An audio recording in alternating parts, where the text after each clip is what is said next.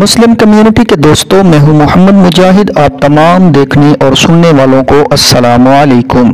امید ہے آپ خیریت سے ہوں گے۔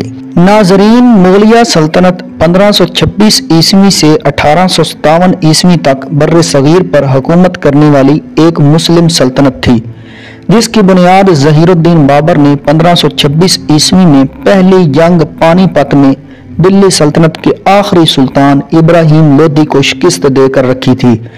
مغلیہ سلطنت اپنے عروج پر تقریباً پورے بر صغیر پر حکومت کرتی تھی، یعنی موجودہ دور کے افغانستان، پاکستان، بھارت اور بنگلہ دیش کے ممالک پر مشتمل خطے پر ان کا دورہ تھا۔ مغل سلطنت کے بادشاہوں میں اورنگزیب عالمگیر کو ایک نمایاں مقام حاصل ہے۔ آج کی ویڈیو میں ہم آپ کو اورنگزیب عالمگیر کے حالات زندگی کے بارے میں آگاہ کریں گے۔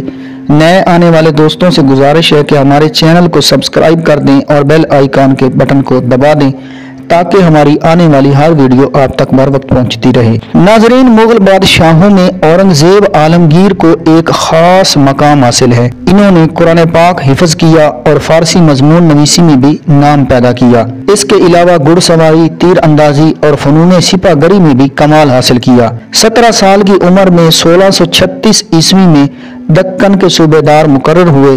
اس دوران انہوں نے چند نئے علاقے فتح کیے۔ اورنگزیب عالمگیر 3 نومبر 1618 عیسوی کو مالوا کی سرحد میں پیدا ہوئے۔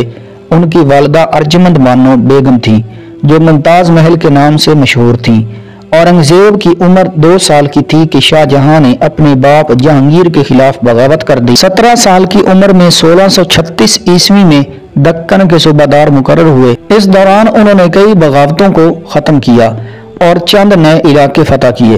بلخ کے ازبکوں کی سرکوبی جس جمع مردی سے کی، اس کی مثال تاریخ عالم میں مشکل سے ملے گی۔ ان کا دور حکومت 1658 عیسوی تا 1707 عیسوی ہے۔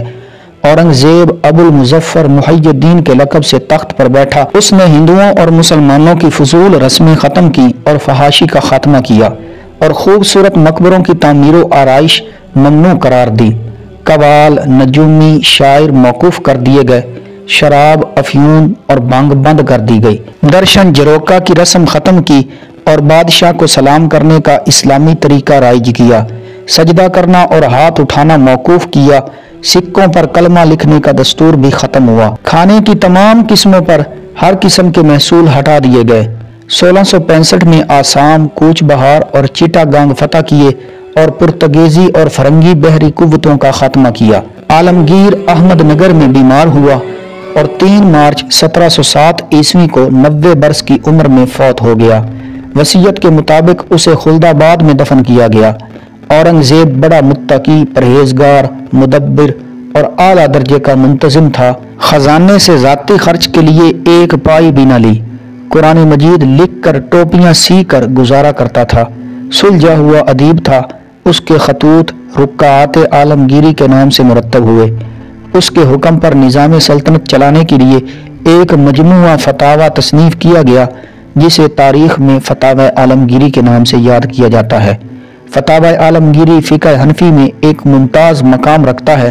یہ فتاوی جات آج بھی اہل سنت کے تمام مدارس میں پڑھائے جاتے ہیں۔ اورنگزیب عالمگیر کی پوری زندگی جدوجہد اور تحریک سے عبارت ہے۔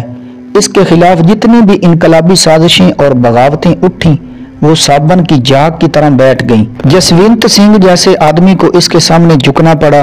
شیوا جی جیسے سخت آدمی اس کے دربار میں حاضری دیتے تھے۔ ستنامیوں کا خوفناک فتنہ آن کی آن میں ختم ہو گیا۔